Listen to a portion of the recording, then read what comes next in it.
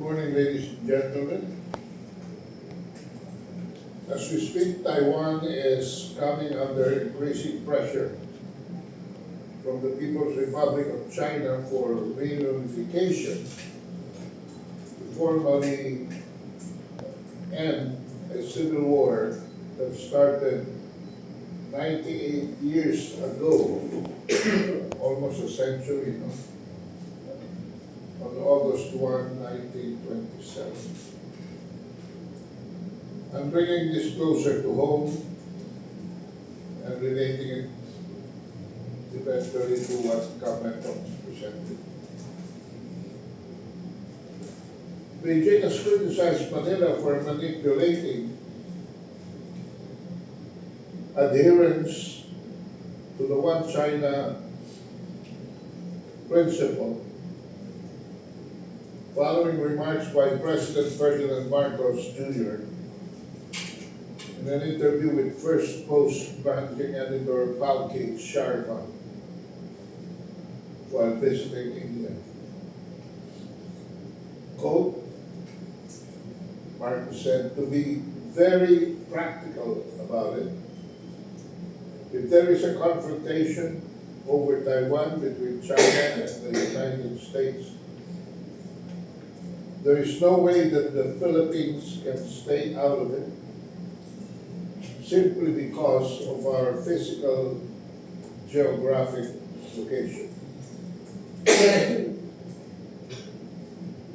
The problem with this statement is that it is not isolated. We presented this to you earlier, but let us, for purposes of review, go into the patterns of indiscretion and malgovernance that our country has brought the people. Last April 1, General Romeo Browner, Chief of Staff of the Armed Forces of the Philippines, was caught on video telling troops to prepare themselves for an invasion of Taiwan.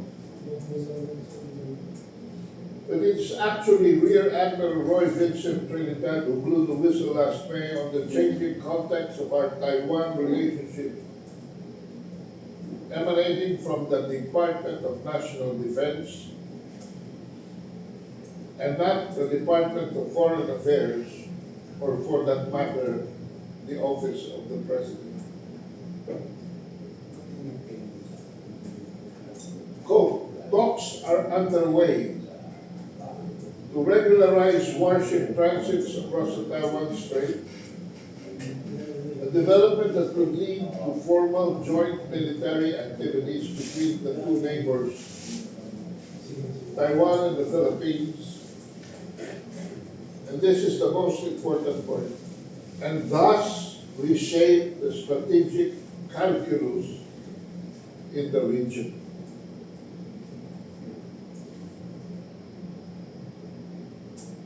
Ewan ko kung galing ito sa vocabulary ng Trinidad, talking about strategic calculus. It sounds more like a speech written by the Center for Strategic and International Studies. In an interview with Washington Post, Secretary Limon Teodoro openly confirmed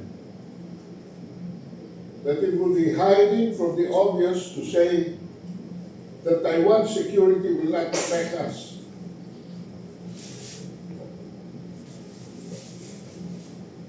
But only after endorsing a Japanese proposal to view the East China Sea, the South China Sea, and the Korean Peninsula as a single theater of battle.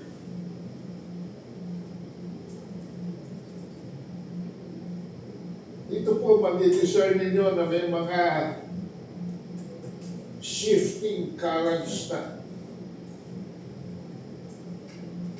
This was followed by a strap by Albert de Rosario's Institute's hosting a closed-door online meeting last May 27, focusing on key geopolitical issues in the Indo-Pacific, particularly on the Taiwan perspectives. Guesting, the former Minister of Taiwan Foreign Affairs,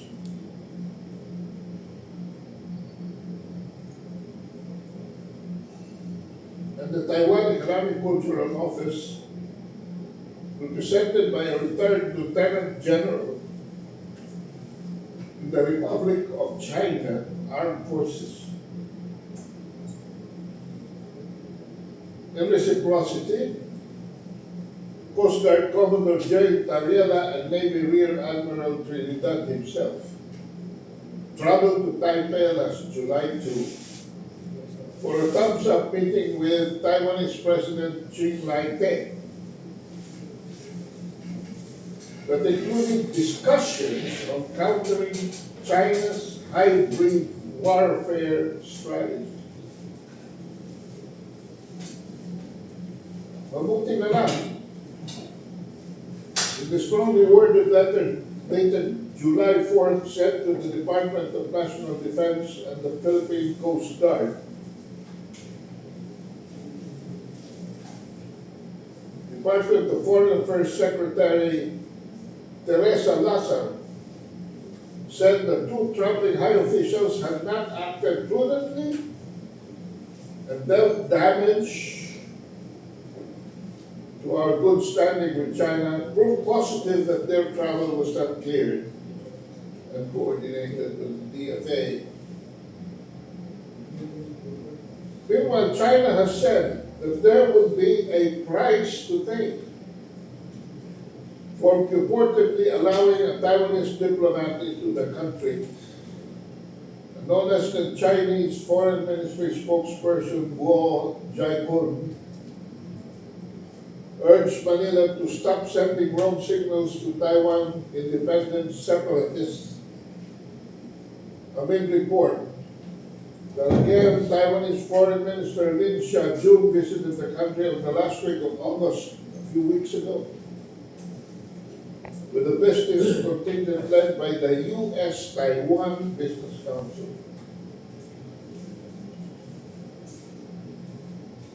As part of this review, we know that in a hearing with the Senate Foreign Relations Committee, DFA Secretary Lazaro told Senator Amy Marcos that her office had no official knowledge of the protocol violation, but requested for an executive session to explain details.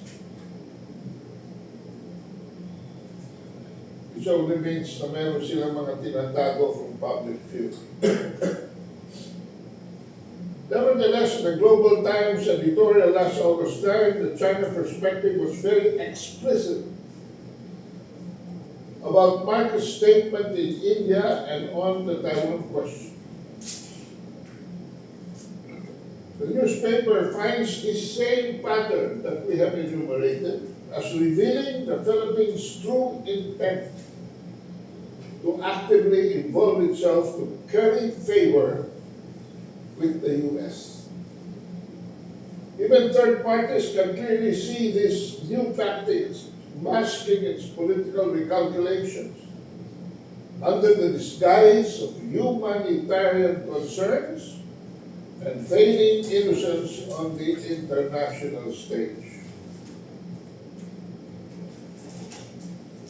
In 2023, dito po nagsimula yung iba yung sinasabi nila sa kanilang ginagawa.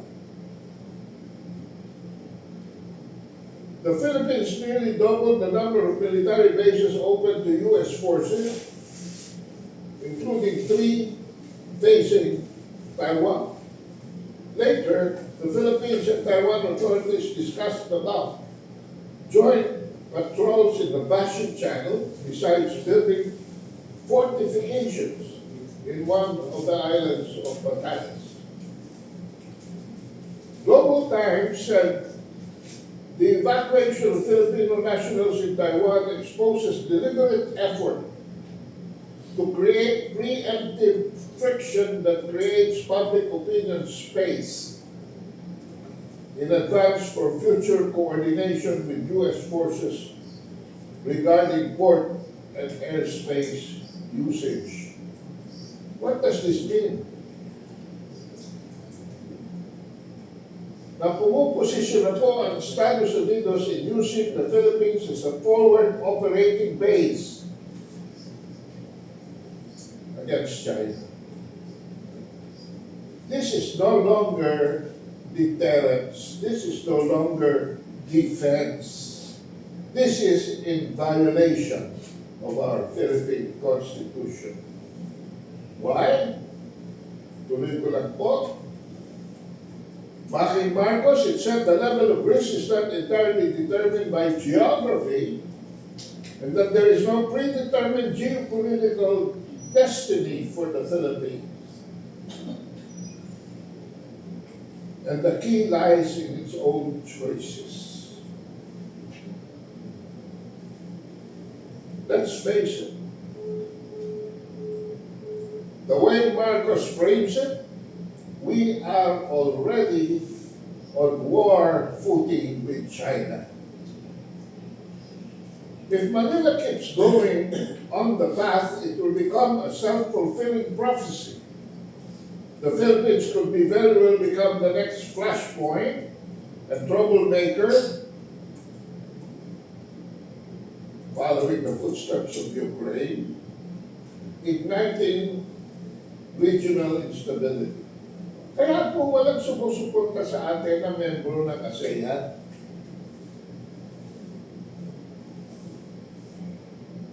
But in the face of Marcos' frame of mind bordering from naivete to lack of sobriety, there will be no need for balikatan exercises as there will be no beach landing reminiscent of World War II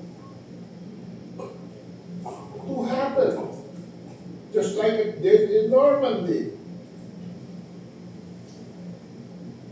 Or in the later landing of General Homa in the Lingayen Gulf. In about 15 minutes, all American bases and installations in the Philippines will be reduced to cinder.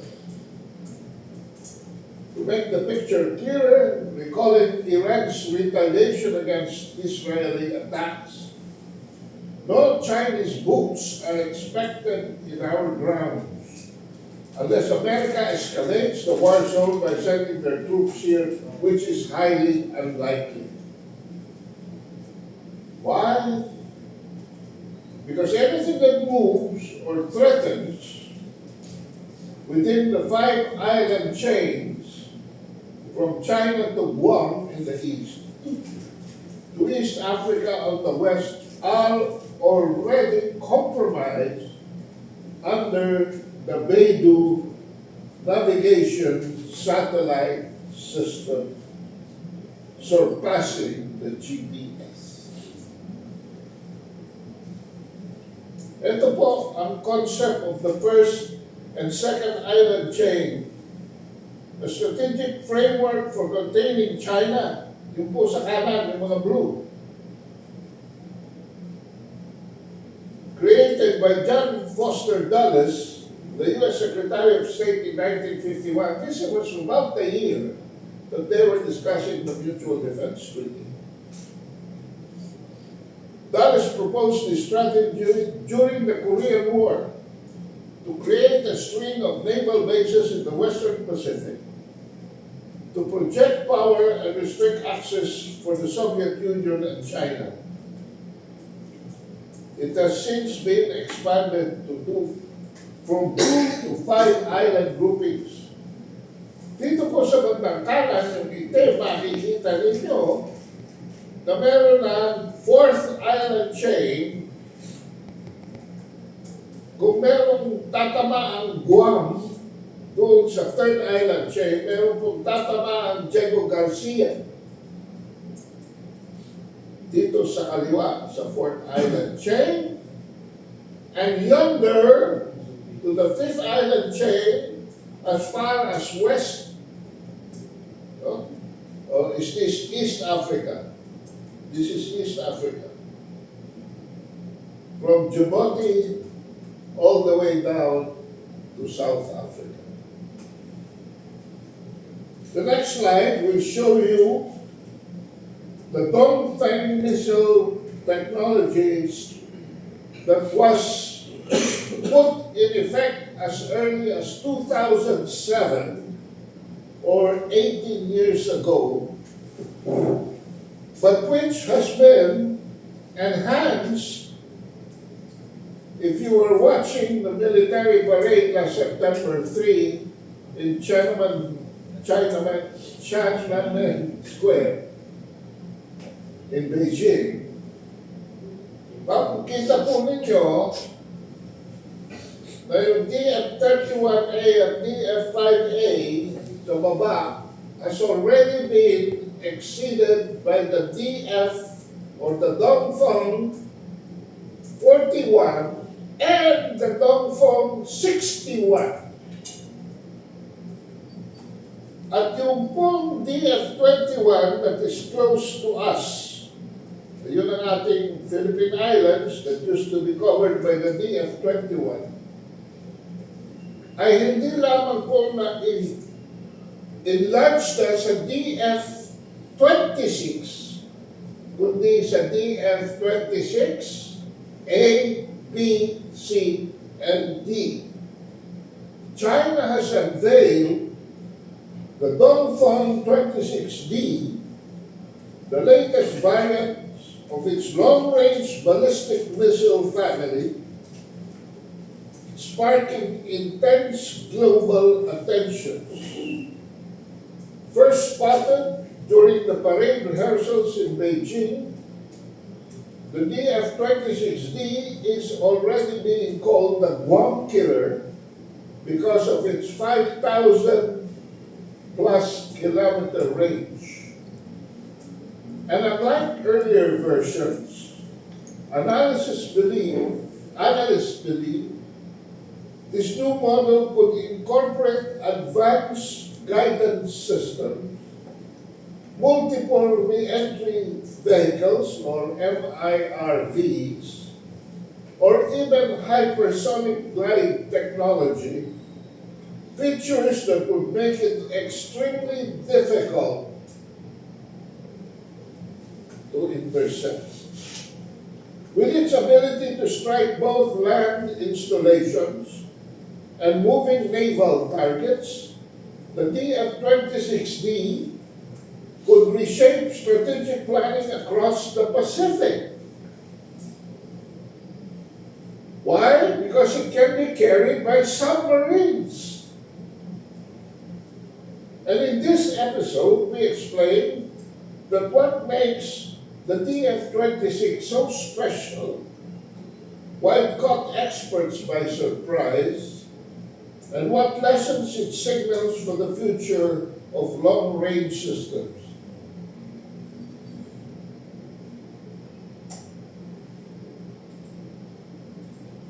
Article 51 of the UN Charter provides that under imminent threat of an attack,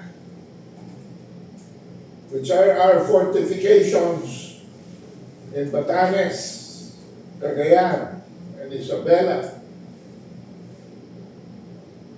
and our patintero tactics in the South China Sea using the Philippine Coast Guard.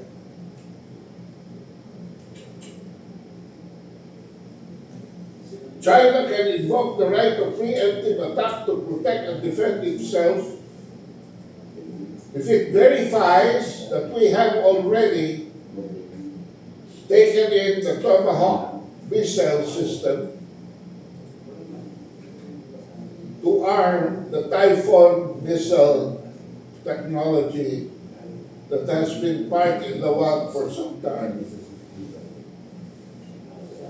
At speeds up to Mach 10 at its final stage, and its ability to dance, to evade interdiction, nothing has yet been invented to stop the multiple independently targetable re-entry vehicles from hitting its intended targets.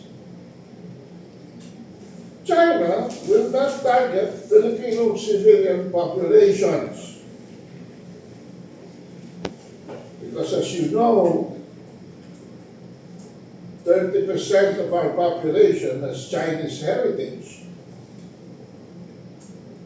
But there is no way serious collateral damage can be avoided because EDCA presence in mostly thick urban locations, I would estimate that on the first hour of hypersonic missile attacks, no fewer than 200,000 Filipinos will be lost. The American handle over the proxy government of Marcos is the West Philippine Sea. Our ambitions carving of a mythical portion of the South China Seas at the south, west of Palawan and the Spratlys, to west of Zambales and Scarborough, up to the north to the Butch, Kung Luzon Strait, south of Taiwan.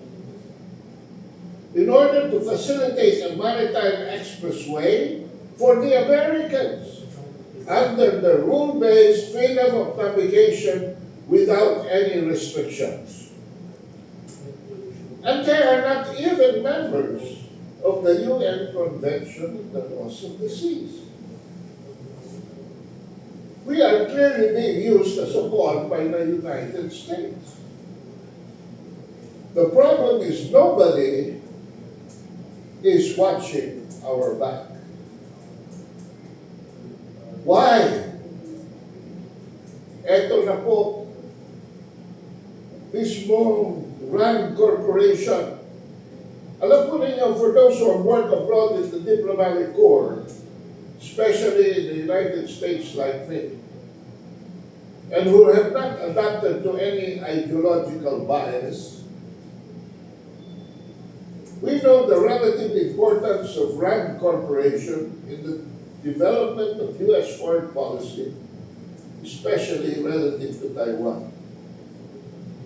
In RAND's wargaming, current Undersecretary of Defense for Policy, tandaan po ninyo ang pangalan, Elbridge Colby, has criticized Taiwan. Can you imagine this? An American criticizing its silent ally for showing an alarming lack of urgency in dramatically strengthening its defenses. Why should the United States defend Taiwan if Taiwan won't defend itself? Rand calls the problem the politics of paralysis, not Taiwan's will to fight. Para ito yung Vietnam eh. Hindi alam ng mga Amerikano kung bakit anong pinaglalaban nila sa Vietnam. Kaya dati nagkaroon ng, ang tawag doon, PSD. The real obstacle is political polarization stemming from a weakness in Taiwan's political institutions, despite its overall strength. Hindi po nila alam kung bakit ipaglalaban nila ang mga Amerikano. Hindi po nila alam kung bakit kailangan girahin nila ang China. Yan po ang problema ng mga Taiwanese. Shielded within local strongholds, parties can appeal to narrow constituencies and ignore broader public opinion. From that platform, politicians have fueled the skepticism of U.S. support as Taiwan's opposition parties have attacked the ruling Democratic Progressive Party's attempts at defense reform.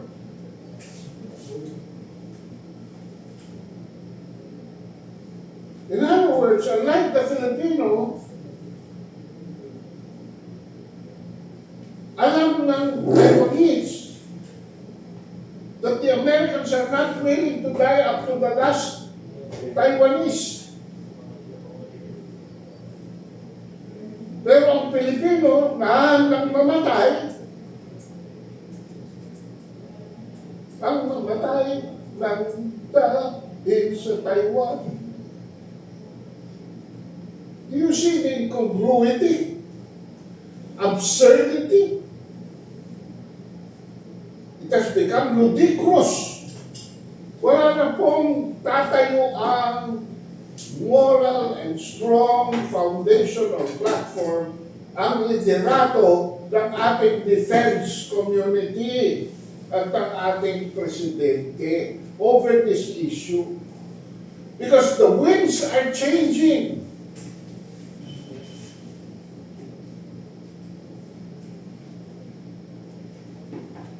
The Kuomintang had accused President Lai Ching-te of provoking war for personal gain. Ayan, yan ang problema. Sino nag-aakusa kay Marcos of prancing with the Americans for his own personal gain? And preparing to send their own children to die on the battlefield. Alam niyo ba pinapropose ni Ching Lai-te? Iprograma yung mga high school students nila para pumasok at maghanda na sa gera. Hindi maintindihan ang utak ng Taiwanese yun. Ano ito? The United States, of course, can help, and its role is not limited to supplying arms. But the Trump administration itself has not yet resolved what it wants to do. In October 2004, Charisma Mehta and Hunter Stoll of RAND asked, "Was America's approach to its role on the international stage be one of two extremes, or can it be more nuanced?" Ano yung first? Retrenchment is the strategy designed to reduce a country's international and military costs and commitments. Pulling out would indicate that the United States, and by extension the American people, no longer believe, value, or are invested in the world that they spent decades helping construct. Yung unipolar world na sinasabi ni Captain Tom, hindi na sila naniniwala doon. This policy would also provide retrenchment that the United States competitors and adversaries with a vacuum to fill. Ito na po yung world trend of multi-polarization. And this is a reality.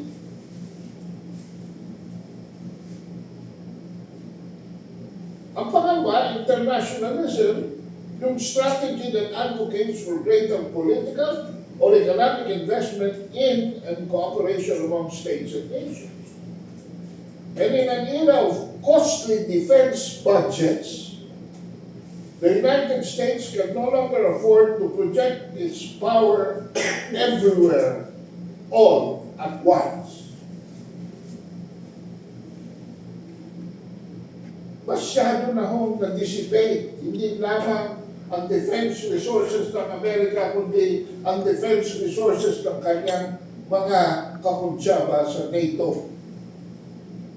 And the European countries are themselves facing economic crisis. Yan ang problema. The resources needed to execute the purely internationalist vision, yung resources are astronomical na and unsustainable in the long term. Especially, bakit ang presyo ng mga bilihin, ang sourcing ng raw materials ay wala sa loob ng Estados Unidos at ang mismong economy ng Estados Unidos ay baka mapasok pa sa recession. O baka nasa recession na. Kaya sabi ng Iran, why not take the middle road? Dynamic foreign policy approach may be the best option to ensure the United States maintains its strategic vision while not stretching its resources too thinly. By employing a nuanced, dynamic foreign policy approach, one that empowers its allies and partners across the globe, kaya nagde-delegate na sila sa Australia. Kaya nagde-delegate na sila sa Japan. Dahil hindi na nila kaya. At wala silang pagde-delegate na. Indo-Pacific, ito sa Indian Ocean, wala na. Kasi si Modi, nandun na sa BRICS.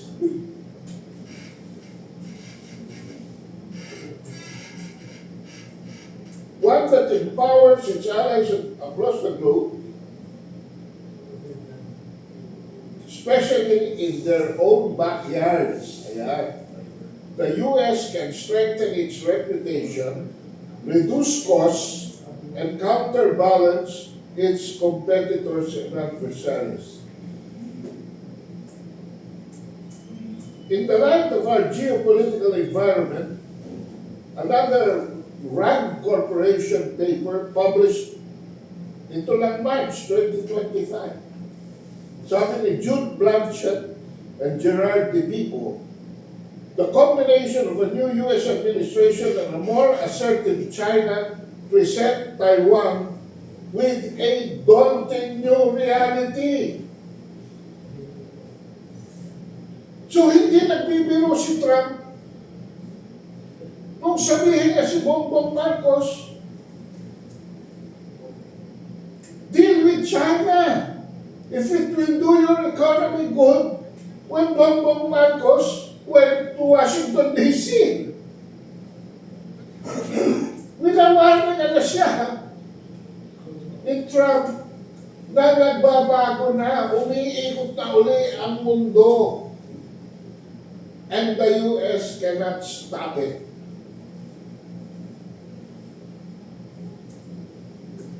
It must adopt assertive measures to hedge against the risk that the current or a future U.S. administration might regard Taiwan's challenges as a distant concern. This was March. I'll bring you closer, to September. Consequently, Taiwan finds itself in a position similar to Europe, compelled to reevaluate its relationship with its historical security patron, but is at a serious disadvantage in its playbook for 3 reasons. These reasons will tell you there will be no war between China and Taiwan. So what is Marcos absurdly preparing for? The idiot president. First, Taiwan does not have formal diplomatic relations with Washington, which severely limits the ability of the Taiwan government to directly interact with President Trump himself. While talks with U.S. trade representatives are possible, such channels are substantially less effective than direct dealings with the President. Pangalawa, Taiwan knows that any U.S.-Taiwan trade deal could trigger retaliation from China, Taiwan's biggest market.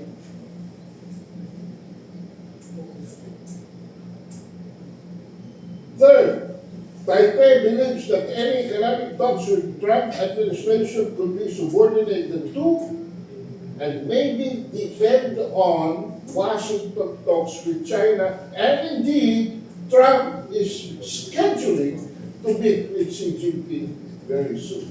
after he has already met with Vladimir Putin. Following the September 3 military parade in China commemorating the 80th anniversary of the end of World War II, incidentally, the victory that China led in defeating the Japanese forces in Asia, dispelling the myth that it was the United States that defeated Japan.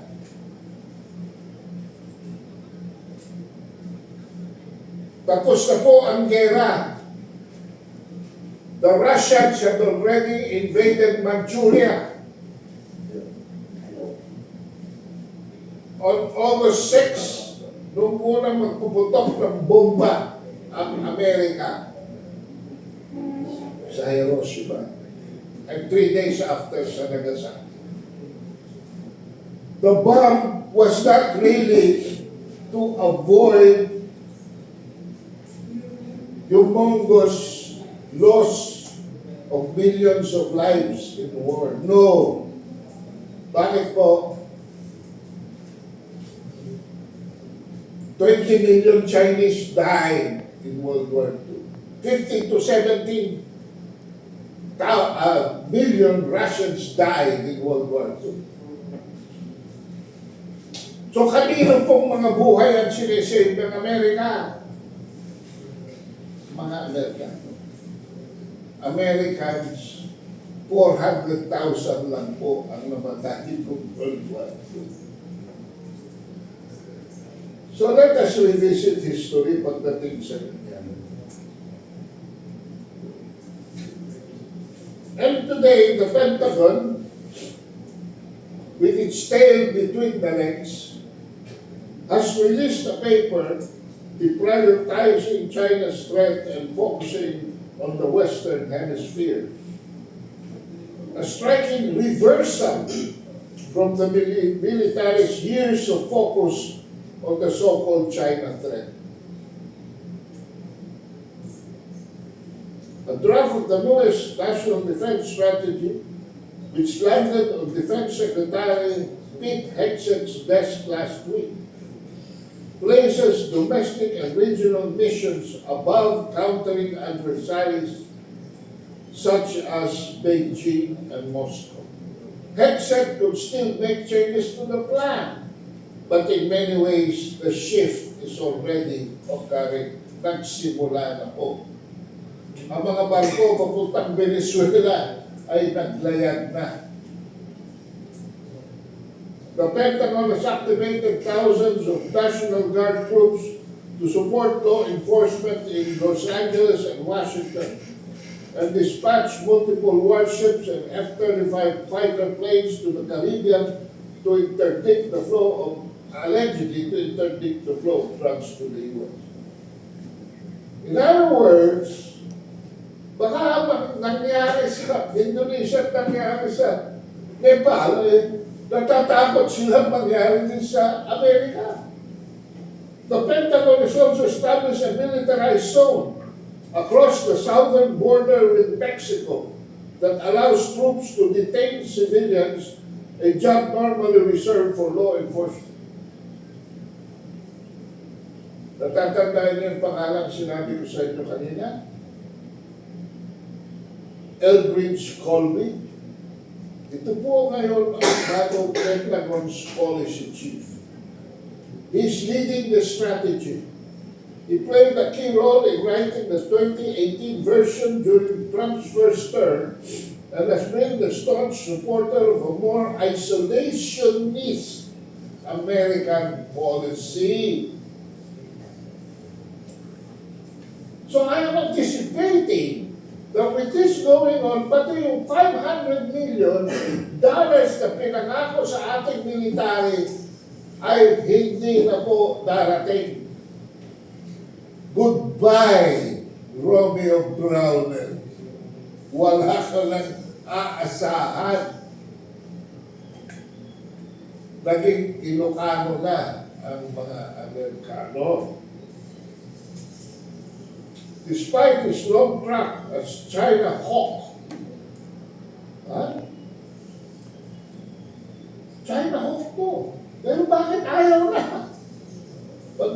with China. Colby aligns with Vice President J.D. Vance on the desire to disentangle U.S. from foreign commitments. Colby's policy team is also responsible for the forthcoming Global Posture Review, which outlines where U.S. forces are stationed around the globe. Nako, magre-retrenchment. And a theater, air, and missile defense review, which takes stock of U.S. and allies' air defenses and makes recommendations for where to locate American systems.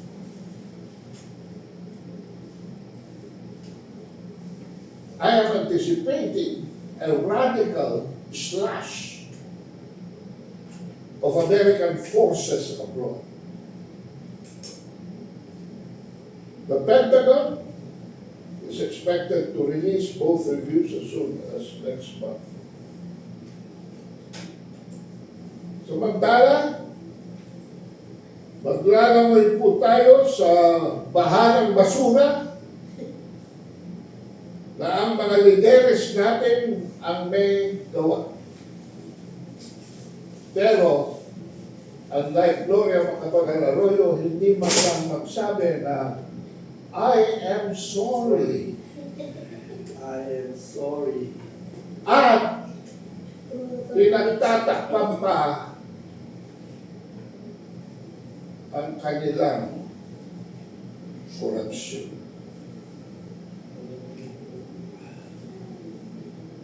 Panahon na po para magkaisa ang sambayan ng Pilipino para mailigtas natin ang ating sarili sa isang tiyak na kapahamakan. At kung wala na si Marcos, ay maituloy na natin ang pagsasagawa ng isang magandang kinabukasan para sa ating saling lahi. But for the meantime, ang ating problema, paano natin aalisin ang mga magnanakaw, magdarambong, magdorobo, bambubudol sa ating gobyerno. Maraming salamat.